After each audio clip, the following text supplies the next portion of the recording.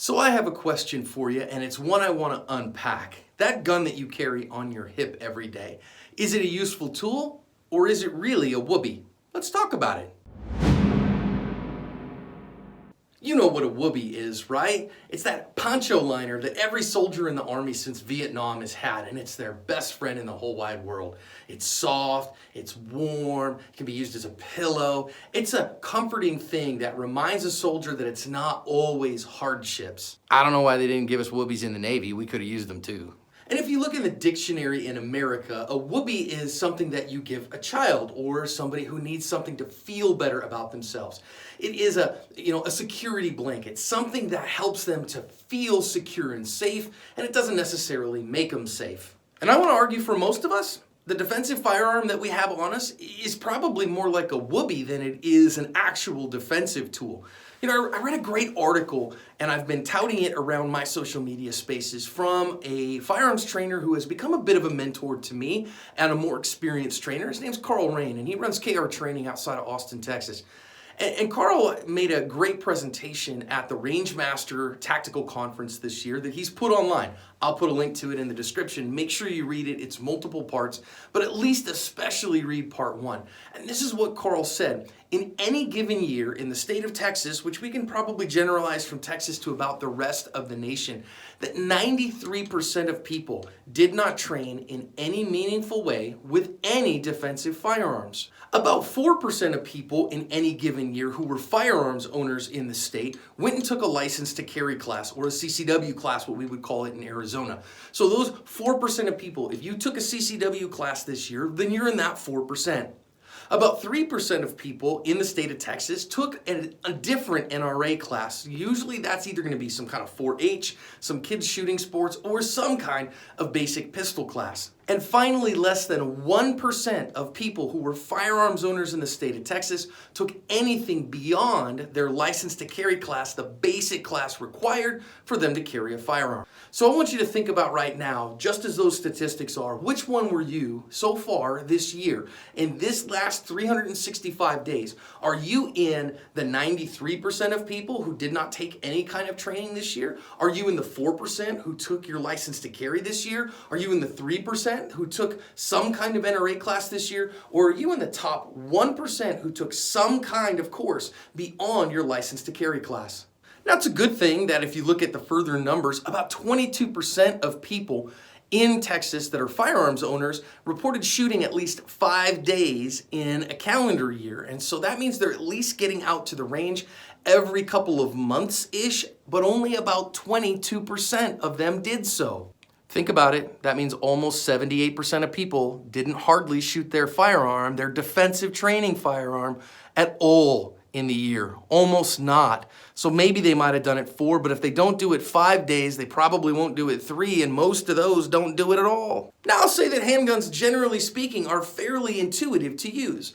These guns are built, and the way that they work, it's a fairly simple interface. You know, you pull the trigger and it goes bang. You put the sights on the target and you pull the trigger, and it's a fairly easy implement to use, so it doesn't take a high level of training. However, all physical skills are perishable. These are perishable skills, and so you need to work on them. And that's not just going to the range. Going to the range means you reinforce whatever habits that they are. Going to the range is practice, and practice doesn't make perfect, it makes permanent. So if you're not training adequately, and I would argue that a CCW class or a basic beginner NRA class is not going to teach you how to effectively use this tool, then what you're doing is making whatever mistakes that you have permanent mistakes rather than training to a high level of competence, which you will want on that day. Now, the truth of the matter, of course, is that on that day when things go wrong, I'm hoping that the competition that I have against a bad guy is a terrible bad guy, and he gets an F in gunfighting, and so I can make all kinds of mistakes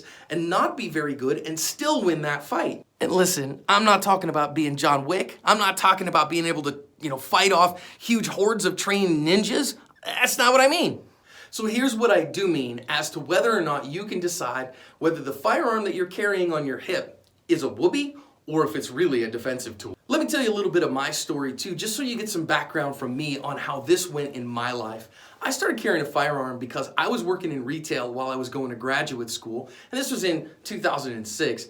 and I was running a video game store, and the Xbox 360 and the PlayStation 3 came out, and managers were getting mugged and killed even for Xboxes, and I was like, nah fam, that ain't happening to me. And in Arizona at the time, we didn't have constitutional carry, but we did have shall issue, and so I went and took Arizona's CCW course. I went and bought myself a firearm, I bought a holster, put that firearm on my hip. I'll take the walk of shame. I carried a Springfield XD40 with MagSafe defenders.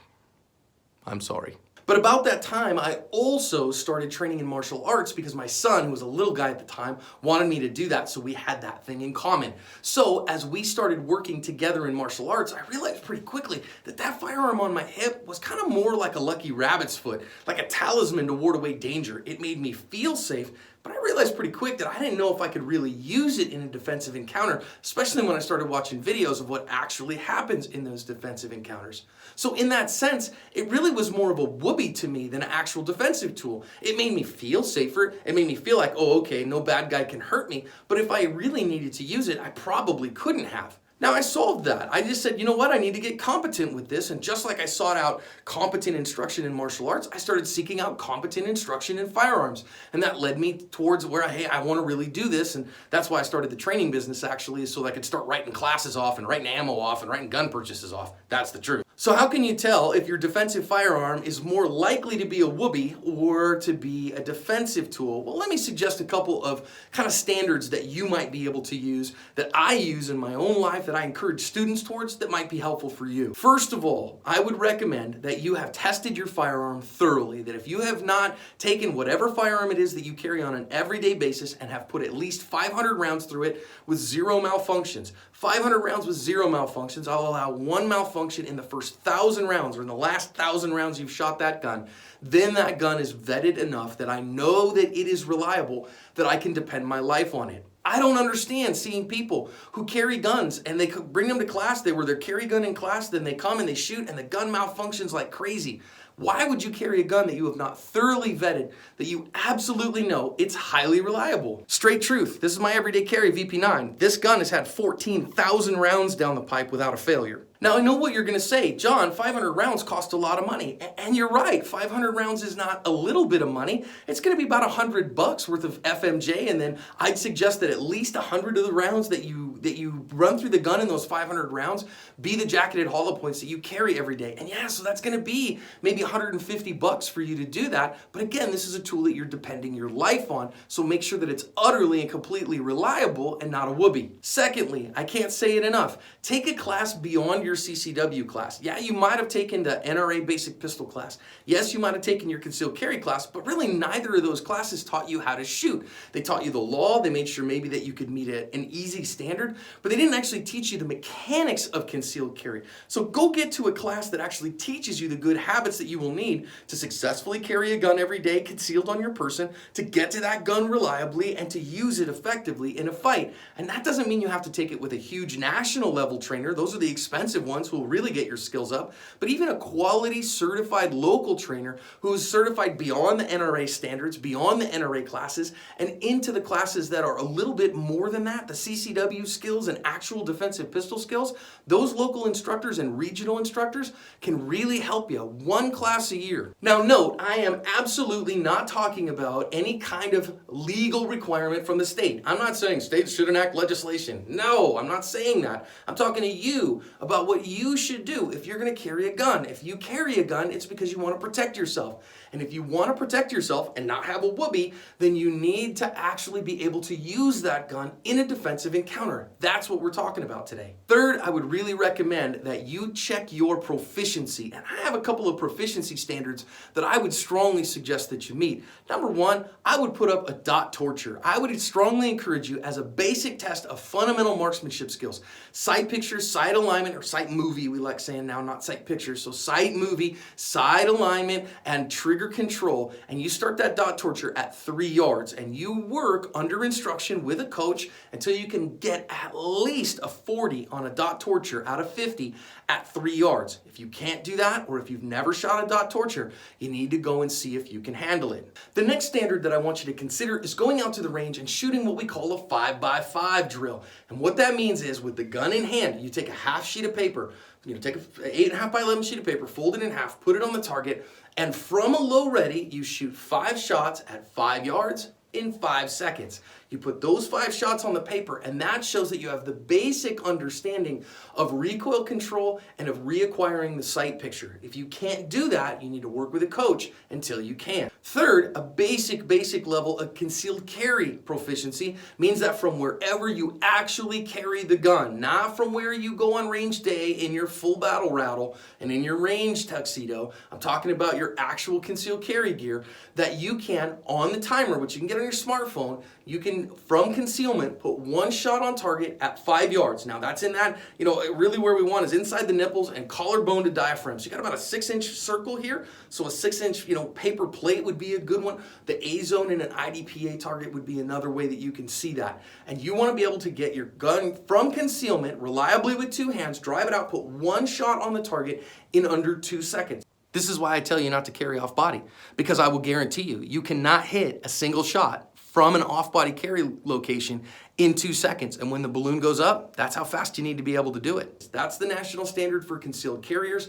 And then further than that, put 3 shots on target in 3 seconds. So if that first shot goes on target in 1 second, then you have a half second each for the second and third shot. That is a reasonable standard at a reasonable distance that somebody who is in a defensive encounter will almost certainly have to be able to use a pistol. If thinking about those standards frustrates you or makes you mad or freaks you out or says, I don't think I can do that, and you carry a gun, it's probably a Woobie.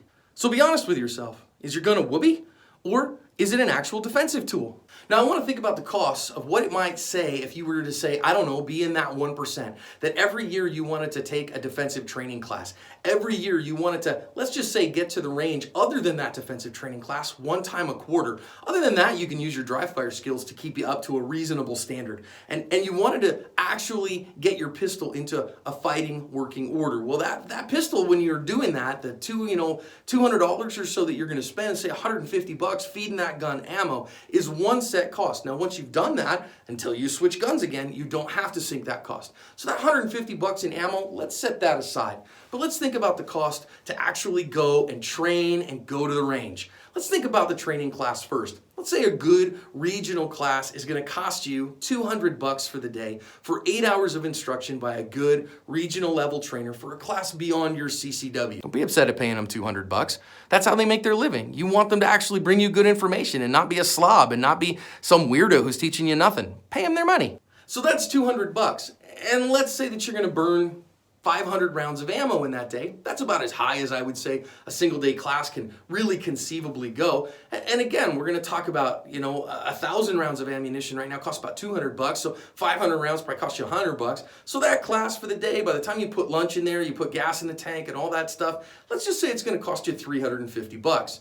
Now we're going to add 4 trips to the range. Now what are we going to do in those 4 trips to the range? We're only going to spend 100 rounds, so that's 400 rounds that we're going to shoot, and we got to pay our range fees, let's say $15 each. So $15 times 4 is another $60. 400 rounds of ammunition, that's another $80. So we'll round that up to about $150. So your total cost to maintain proficiency, to get better, to make everything run with your firearm is about $500 for the entire year, or about $40 a month. Friends, that $40 a month is the difference in most people's lives between a Woobie and a defensive tool. So go take a class. Get out there. Make sure that you've got those standards, that you can hit a dot torture at least 40 out of 50 at 5 yards, that you've tested this gun, 500 rounds minimum that you carry every single day to depend your life on, that you can get out there and hit that 5x5 drill reliably every time, and you can hit that concealed carry standard of 1 shot in 2 seconds from concealment and 3 shots in 3 seconds from concealment at that 5 yards in that